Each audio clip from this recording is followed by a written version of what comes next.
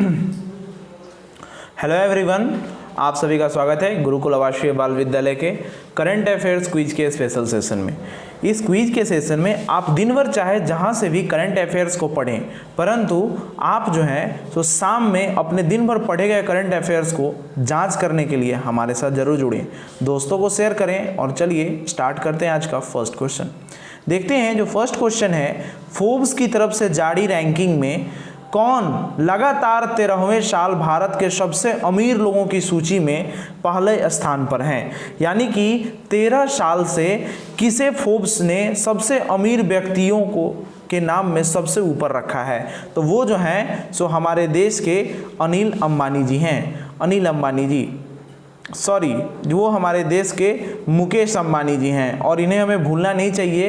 ये पहले नंबर पर रिलायंस इंडस्ट्रीज के चेयरमैन हैं जिनका नाम मुकेश अंबानी है। इनकी संपत्ति 88.7 अरब डॉलर हो गई है और फोर्ब्स की लिस्ट में 25.2 अरब डॉलर की संपत्ति के साथ दूसरे नंबर पर गौतम अडानी जी हैं और तीसरे नंबर पर शिव नाडर जी का नाम है जिनकी संपत्ति 20.4 अरब डॉलर है।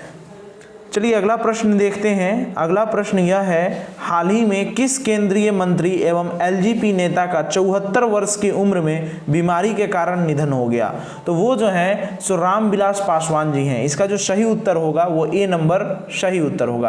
केंद्रीय मंत्री एवं एलजेपी नेता रामविलास पासवान जी का निधन हो गया। वे 74 वर्ष के थे। रामविलास पासवान पिछले कुछ समय से अस्वस्थ हैं। दिल्ली के अस्पताल में इनका इलाज चल रहा था। इनकी बात की जाए तो इनका जन्म 5 जुलाई 1946 को हुआ था। ये 1977 के चुनाव में बिहार के हाजीपुर से रिकॉर्ड 5.5 लाख मतों से के अधिक वोटों से इन्होंने जीता था। वैसा रिकॉर्ड आज तक किसी ने नहीं बनाया। उन्होंने 2005 में लोक जनशक्ति पार्टी का गठन किया और उस साल बिहार के हुए विधानसभा चुनाव में उन्होंने 29 सीटों पर जीत हासिल करके लोगों को हैरान कर दिया था। तो ये थे रामविलास पासवान जी के बारे में मैंने एक शॉर्ट जानकारी आपको बताई।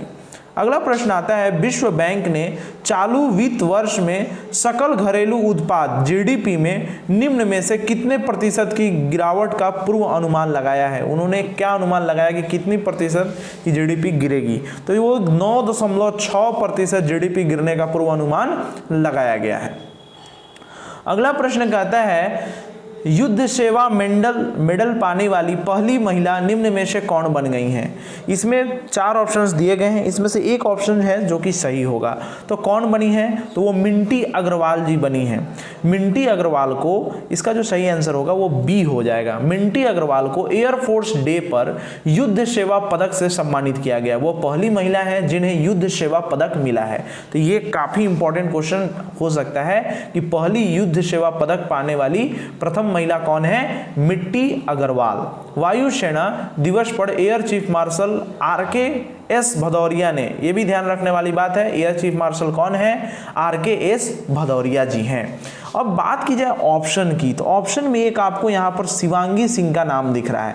ये जो शिवांगी सिंह है ये असल में पहली राफाल उड़ाने वाली महिला बनी है। हाल ही में मैंने कुछ दिन पहले इसे अपने वीकली करंट अफेयर्स के सेशन में बताया था। तो ये आपको ध्यान रखने वाली बात है।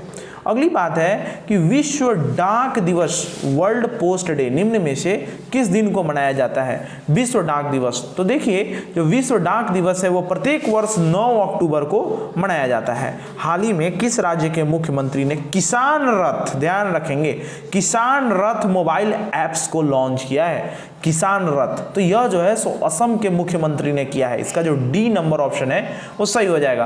असम के मुख्यमंत्री सर्बानंद सोनोवाल जी हैं। ये भी ध्यान में रखना है। असम के मुख्यमंत्री कौन है? सर्बानंद सोनोवाल जी हैं। इन्होंने अपने राज्य में एक कार्यक्रम में क्रेता विक्रेता नेटवर्क को बढ़ावा देने के लिए कृषि उत्पादों के समय पर बिक्री सुविधा के लिए किसान रथ मोबाइल ऐप का लॉन्च किया है। इससे किसानों को काफी लाभ इससे मिलेगा। भारतीय रिजर्व बैंक ने जम्मू कश्मीर बैंक के चेयरमैन और प्रबंध निदेशक CMD RK छिब्बर का कार्यकाल कितने महीने के लिए बढ़ा दिया है? तो ये 6 महीने के लिए बढ़ा दिया गया है कि ये 6 महीने और ये कार्य कर सकते हैं, अपनी सेवा दे सकते हैं। हाल ही में अफगानिस्तान के किस देश ने पंज तथा आमुद दरिया नदी बेसिन के अद्वितीय पारिस्थितिक तंत्र के संरक्षण हेतु किए जाने वाले प्रयासों को मजबूती प्रदान करने के लिए एक द्विपक्षीय समझौता ज्ञापन पर हस्ताक्षर कर दिया गया है।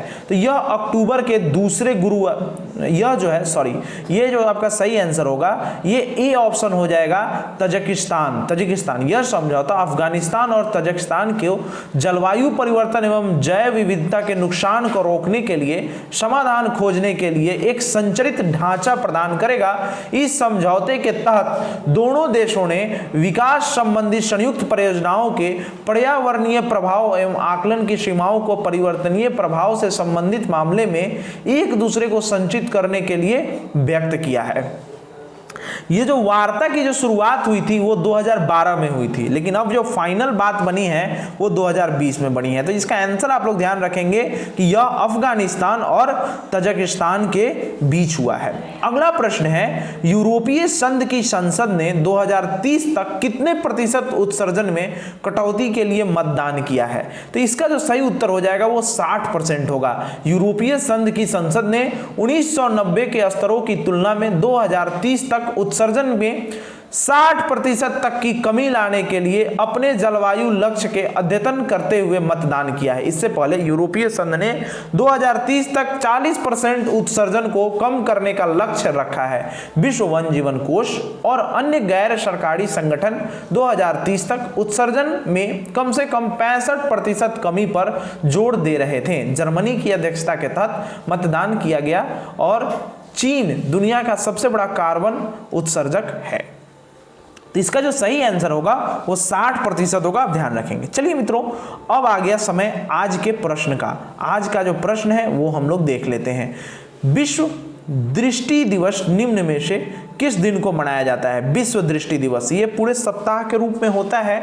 तो आपके सामने जो फर्स्ट ऑप्शन है वो सितंबर के पहले सोमवार, अक्टूबर के दूसरे गुरुवार और जनवरी के तीसरे मंगलवार, और चौथा ऑप्शन है मार्च के चौथे शुक्रवार। इसमें आपको ABCD ऑप्शन है, इसका उत्तर आपको कमेंट बॉक्स में देना है और अपने मित्रों के पास कम से कम एक मित्र को जरूर इसे शेयर करना है। यदि आप चैनल पर नए आए हैं तो चैनल को सब्सक्राइब करेंगे, कमेंट बॉक्स में अपने उत्तर के साथ साथ अपने मन में उमड़ रहे विचारों को जरूर लिखेंगे। जय हिंद, जय भारत के युवा।